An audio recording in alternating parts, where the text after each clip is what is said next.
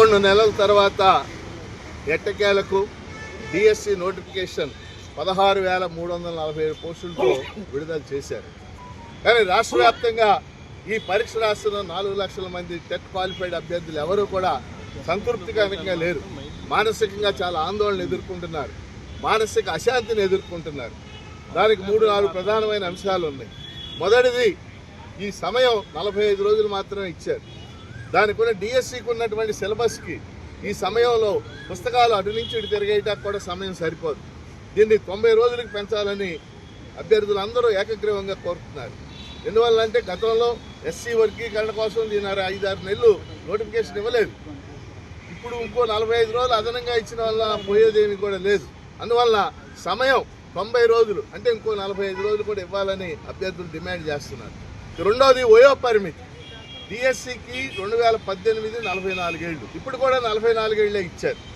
2018 నుంచి డిఎస్సి ఒకటి కూడా రాలేదు, 7 ఏళ్ళు గడిచిపోయింది. అనేక మంది అభ్యర్థులకి వయో పరిమితి మించిపోయింది, వాళ్ళకి ఏజ్ బార్ అయిపోయింది. అందువల్ల వయో పరిమితిని 47 ఏళ్లకు పెంచాలని మేము కోరుతా ఉన్నాం. 47 ఏళ్ళ కనుక పెంచితే ఎస్సీ ఎస్టీ అభ్యర్థులకి మరో 5 ఏళ్ళు, బీసీ అభ్యర్థులకి 5 ఏళ్ళు రావడానికి అవకాశం ఉంది. చాలామంది అభ్యర్థులు ఆ వయో పరిమితి దాటిపోయి టెట్ క్వాలిఫై అయినప్పటికీ ఈ పరీక్ష రాయలేనటువంటి పరిస్థితి ఏర్పడింది. మూడోది, ఈ పరీక్ష ఆన్లైన్లో జరుగుతుంది. దాదాపు 4 రోజులు జరుగుతుంది. అంటే 30-40 సెషన్స్లో జరుగుతుంది. ఒక రోజు వచ్చిన క్వశ్చన్ పేపర్ ఇంకో రోజు రాదు. ఒక రోజు కష్టంగా ఉంటుంది, ఒక రోజు తేలికగా ఉంటుంది. నార్మలైజేషన్ చేస్తామని చెప్పారు, కానీ అది కూడా సంతృప్తికరంగా ఉండదు. అందువల్ల జిల్లాకో ప్రశ్నాపత్రం, తెలంగాణలో రేవంత్ రెడ్డి గవర్నమెంట్ జిల్లాకో ప్రశ్నాపత్రం ఇచ్చింది. అదేవిధంగా ఇక్కడ కూడా 13 జిల్లాలు, ఉమ్మడి జిల్లాలు ఇస్తే సరిపోద్ది, 13 జిల్లాలకు 13 ప్రశ్నాపత్రాలు ఇవ్వాలని మీకు కోరుతా ఉన్నాం. ఇవి కాకుండా అనేక మంది అభ్యర్థులు టెట్ క్వాలిఫై, బీఈడీఐ చేసినప్పటికి కూడా మార్కులు సరిపడా లేవని డిస్క్వాలిఫై చేస్తున్నారు. ఉదాహరణకు 2011 ముందు క్వాలిఫై అయినటువంటి అభ్యర్థులు వాళ్ళకు 35%, 37% ఉన్నాయి. వాళ్ళందరినీ తీసుకోవాలని ఎన్సిటి ఎప్పుడో చెప్పింది. అలా ఓసీ అభ్యర్థులకు 50% ఉండాలని కొత్త నిబంధన పెట్టారు. దీనివల్ల కొన్ని వేల మంది డిస్క్వాలిఫై అయ్యే పరిస్థితి ఏర్పడింది. వీటితో పాటు నవోదయ లాంటి పాఠశాలలో, సెంట్రల్ స్కూల్స్ లాంటి పాఠశాలలో చదివినటువంటి వాళ్ళు తెలుగు 10th క్లాసులో చదవలేదు కాబట్టి వాళ్ళు క్వాలిఫై కాలేదు.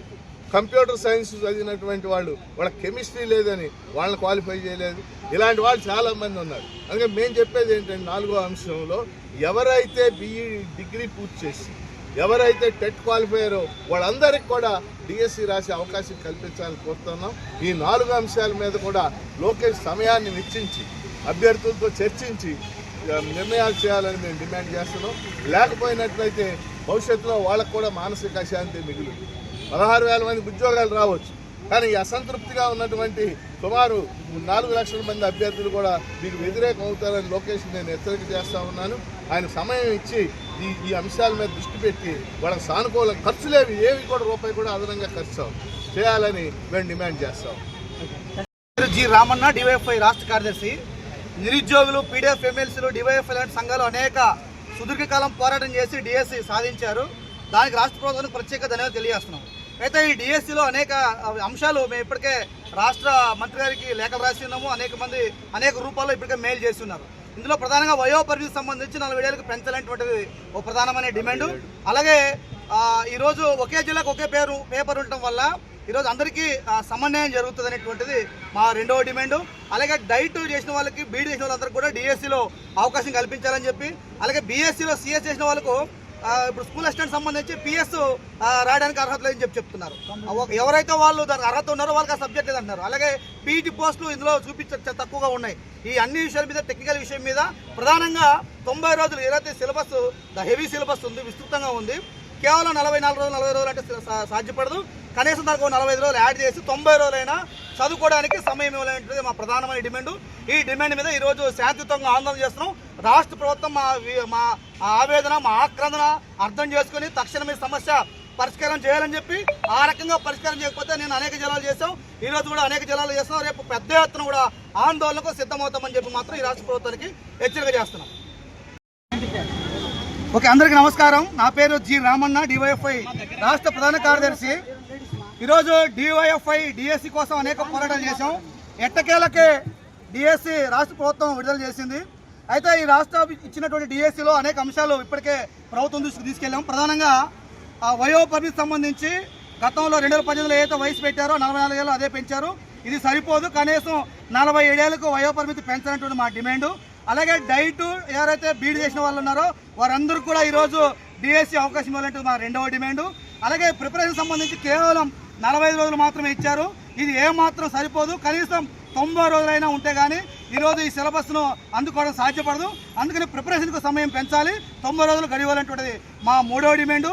అలాగే నార్మలైజేషన్ పేరుతో అనేక మంది ఈరోజు చదువుకున్న వాళ్ళు చదివిన వాళ్ళు ఇద్దరికీ సమానం జరిగే ప్రమాదం ఉంది, అందరికీ న్యాయం జరిగే అవకాశం లేదు.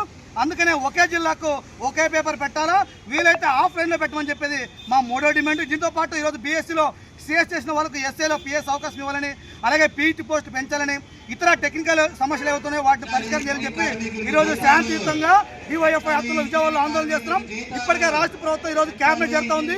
ఈ క్యాబినెట్ లో రాష్ట్ర ప్రభుత్వం బేషరతుగా ఈ మా డిమాండ్ మీద స్పందించాలని చెప్పి, ఆ రకంగా స్పందించకపోతే చలో విజయవాడ కూడా చేస్తామని చెప్పి ఈ సందర్భంగా ఈ కూటమి ప్రభుత్వానికి హెచ్చరిక చేస్తా ఉన్నాం. పెంచాలి, వయో పరిమితి పెంచాలి, పెంచాలి వయో పరిమితి. ఒకే జిల్లా ప్రిపరేషన్ 90 రోజులు గడువు, ప్రిపరేషన్ 90 రోజులు గడువు, ప్రిపరేషన్ 90 రోజులు గడువు. నార్మలైజేషన్ వద్దు, నార్మలైజేషన్ వద్దు, నార్మలైజేషన్ వద్దు, నార్మలైజేషన్ వద్దు.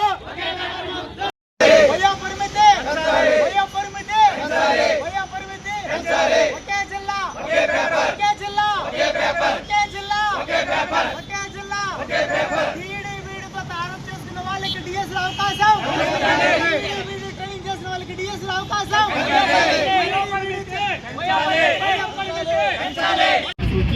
కావాలనే సూచించారా, లేకపోతే వాళ్ళ దగ్గర ఉన్న ఐఎస్లో అలాంటి వాళ్ళ మరి ఇవన్నీ మనకు అనవసరం. కానీ సమస్య అయితే మాత్రం ఉంది, అందరికీ ఉంది. మరి సమస్య అందరికీ వాట్సాప్ గ్రూపుల్లో కానీ నాకు కానీ లేదా ఎవరైతే యువజన సంఘాలు ఉద్యోగ సంఘాలు ఆ చుట్టాలో వాళ్ళకి ఫోన్లు చేసి మెసేజ్ నేను ఏడుస్తా, నేను చచ్చిపోతా, ఇట్లాంటి మెసేజ్లు పెడతారు.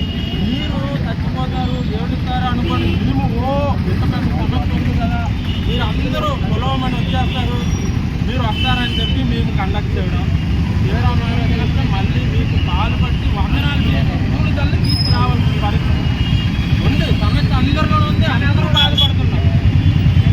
అతి ముఖ్యమైన సమస్య ఏడు తెలుసా, మనం అందరం ఎప్పుడు ఏం కోరుకుంటాం, జరిగితే న్యాయం జరగాలి, ఎప్పటికి జరిగినా ఎప్పటికి ఉద్యోగం వచ్చినా న్యాయం జరగాలి. మరి ఈరోజు న్యాయంగా ఎగ్జామ్ అనేది కండక్ట్ చేయడం జరుగుతుందా? ఒక్క మాటలో చెప్పండి. మీరు అందరూ టెట్ ఎగ్జామ్ రాశారు, ఎంతమంది